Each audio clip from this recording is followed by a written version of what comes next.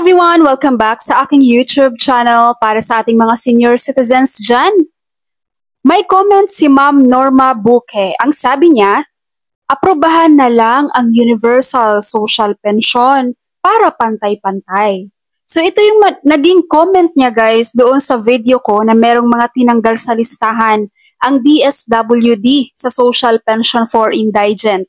And yes, Ma'am Norma, agree din po ako sa inyo. Tumpak po.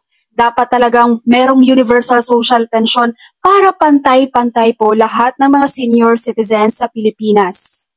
Ang problema lang natin, ma'am, itong universal social pension, ang tagal-tagal lang inaasam ng ating mga senior citizens. Naninigas na sa Senado, natutulog, hindi na nagagalaw. Ilang buwan na ang lumipas simula nang naitransfer na ito sa Senado for discussion bago mapirmahan ni BBM, hindi na nagagalaw, wala nang balita. I'm sure hindi lang ako kundi maraming mga senior citizens ang naghahangad talaga ng universal social pension. Dahil kapag meron na tayo universal social pension guys, wala nang mga waiting list na tatawagin. No, imagine mahigit 600,000 ang waiting list na senior citizens sa social pension.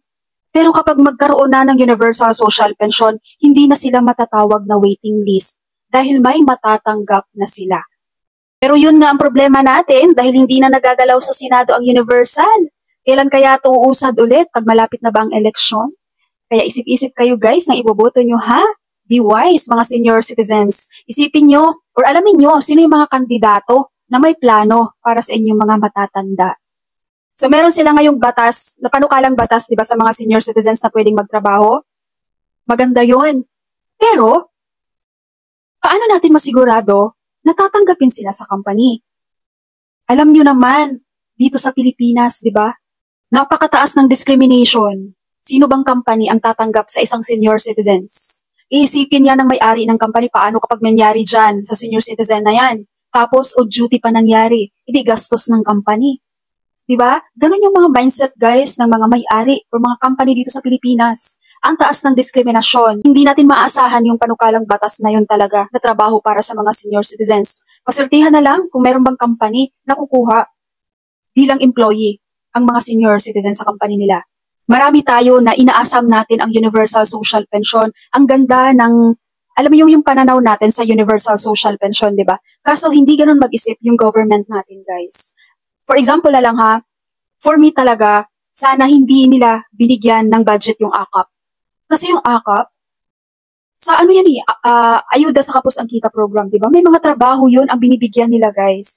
At malalakas pang mga yun, di ba? Meron pa silang kakayahan na kumilos, na kumayod everyday para magkaroon sila ng salary sa kanilang panggastos at pangangailangan araw-araw. Pero ang mga senior citizens guys, diba? Mahirap na maghanap ng trabaho eh. Saan sila kukuha? Kaya sana nga, ako talaga nung nalaman kong binigyan nila ng budget yung AKAP, na-disappoint talaga ako kasi sana doon na lang binigay sa social pension sa mga waiting list. Sa mga waiting list na senior citizens ang budget sa AKAP. Pero hindi eh, tinuloy nila ang budget sa AKAP at ilang billion din yun, diba? Kung hindi ako nagkakamali guys, ang budget nila sa AKAP is 26 billion. Laki, diba? Pero yung sa mga social pension man lang, kung hindi nila kayang magbigay ng budget doon sa mga waiting list na 600,000 senior citizens, sana man lang kumuha na lang, nagdagdag na lang sila ng budget guys para mag-move yung mga nasa waiting list, di ba? Kung hindi nila kaya yung ganun kalaking budget, edi budget para sa 100,000 na senior citizens nasa waiting list at mas mababawasan ang number ng mga senior citizens na nasa waiting list.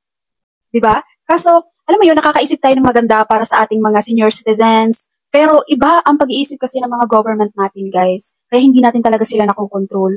Alam mo yung kaya lang natin gawin as a Pilipino? Alamin natin guys. Kayo bilang senior citizens, alamin nyo kung sino yung mga kandidato na maaasahan nyo. Na may plano para sa inyo na hindi kayo papabayaan. So for now, yun lang talaga ang kaya natin gawin. Whether we like it or not, ang daming korupsyon sa government. Sa universal social pension, tingnan natin. Kung pagdating ng 2025, no, magiging tutunog ba ulit yung pangalan ng Universal Social Pension na yan? Magagalaw ba ulit yan sa Senado? Okay, so that's all for my video for today. Maraming salamat, Ma'am Norma, sa iyong comment. Thank you so much for watching, everyone. God bless you all and Happy New Year!